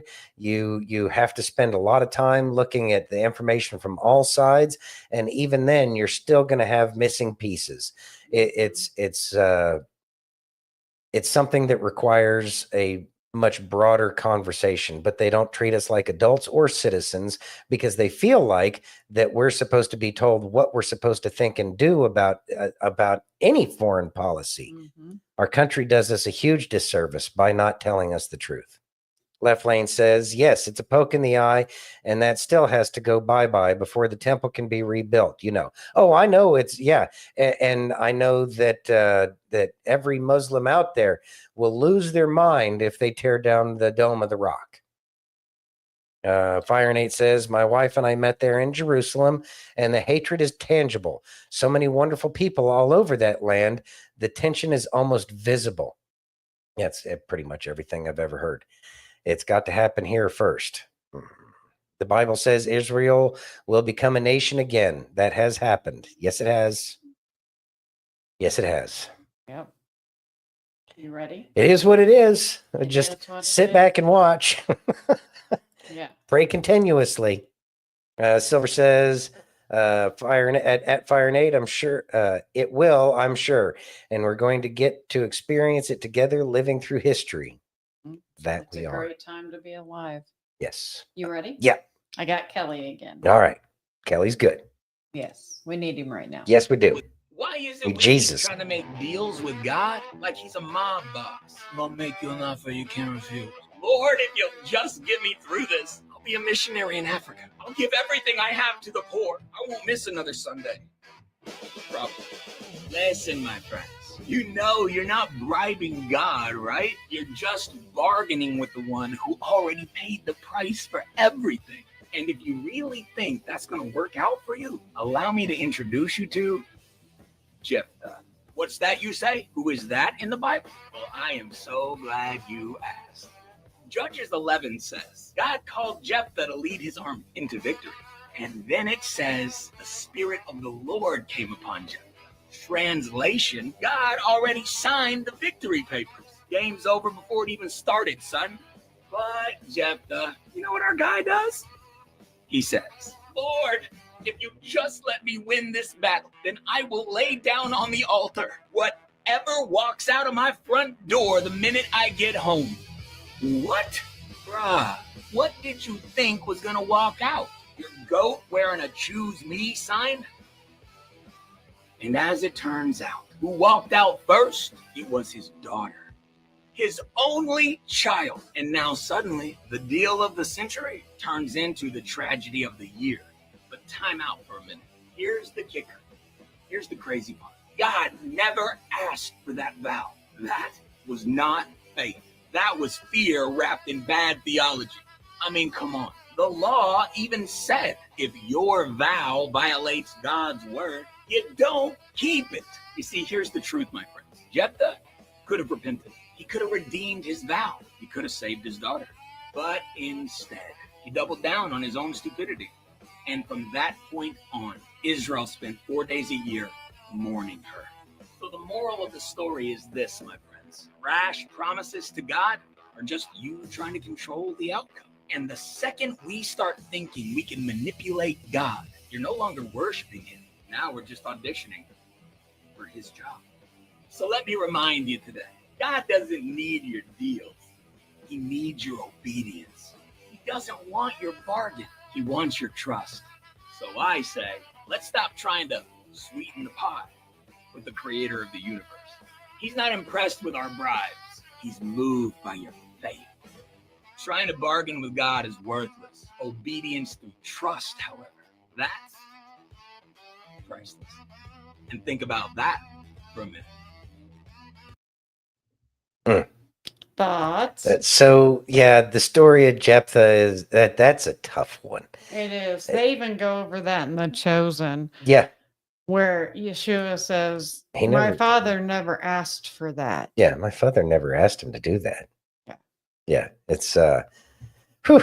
So I know that there's apparently deal making Jesus now, in addition to 911 Jesus and microwave Jesus, Make a Wish Jesus, and it's Make a Deal Jesus. Okay, so Make Like a Deal some kind of Jesus, mob boss. yeah, like some kind of mob boss Jesus. Apparently, Yeah. yeah, I guess that's another one that we can go ahead and check off that that's not what our Lord is. So, and I know I've done the bargaining. I think everybody on the planet has bargained before, and it's just because we want things we don't understand, and there's things that are truly important to us, but those are the things that God is certainly trying to teach us otherwise. And I like the fact that Kelly said that, you know what, it's not a deal that's in alignment with God's will. So therefore, that's a deal that he should never have kept. Deal with the consequences of breaking a deal. It would have been better than dealing with the consequences of having taken out your only child. But you know what? The story is in there for our understanding and for our growth. The Bible is filled with stories of humans being human and making human mistakes. So that way we can understand. Yeah, even David. Everybody's made a mistake in there except for one person. Other than that, everybody was making mistakes. So what we need to recognize is that God loves us and that we don't need to try to make God fit into a box, because again, like Kelly said, that's us kind of trying to take his job. Exactly. That's no bueno.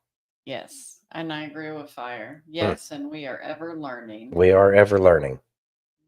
Hmm? Yeah. Yep. I mean, think about That's it. why the stories are in there, is because, Exactly. hey, you're not the only one making mistakes. Exactly. Peter denied him 3 times. And he followed him the entire time before that. Mm-hmm. Denied knowing him 3 times. Mm-hmm. I mean, and guess what? He was still loved by Yeshua. He was. Jesus. He was. So, praise be to God. He knows we're goofy. Yeah. He knows we're goofy. You ready? Yes, I'm ready. Let's listen. I thought I had another thing here. Now, if I were to ask you to name all the things you love, how long would it take for you to name yourself? When did I become so numb?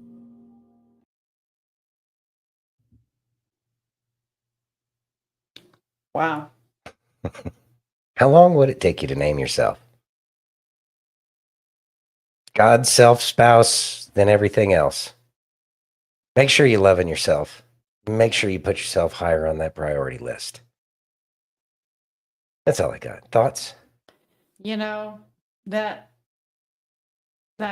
very, very, very profound, because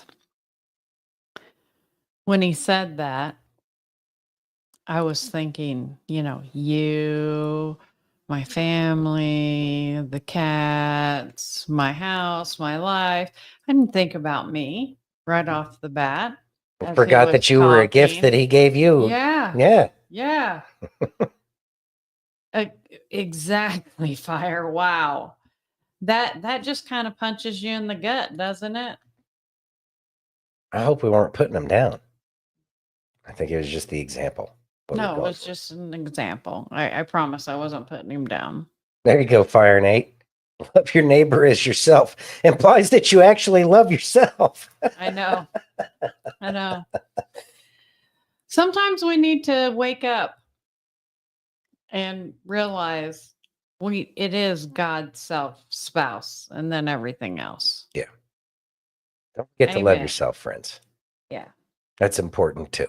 Yeah, it is. All right, everybody. I think that's it for this week. We'll see y'all again on Monday. Yep. Same that time, 7 p.m. Eastern, 4 p.m. Pacific. Next Friday, we will be doing a webinar. So if anyone wants to join, please send me your email. My email scrolls across the bottom there. It's k@thatthingofours.com. And that way I can send out invites, and we're just going to talk and get to know each other and go over the current events like we do, but we're going to do it in a webinar, and you guys are going to join in. So it'll be great.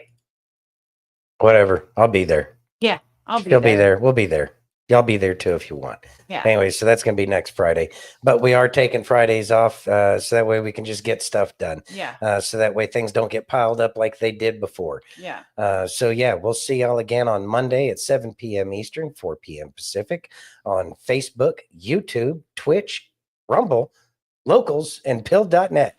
And if you haven't already, please take a minute and give us that virtual hug. If you're over on Rumble or YouTube, hit that thumbs up. If you're over on pill.net, take that red pill. And if you're over on Facebook, you got like 7 choices. So clickety click away. Clickety click, everybody. All right. Well, we love you all, and we hope that you love yourselves. Have a great weekend. I'm going to be quitting smoking, so I hope Kay has an okay weekend. And then we're just going to go from there. All right, everybody. We love you all. Have a great weekend. Be safe, and God bless. We love y'all. We love you all.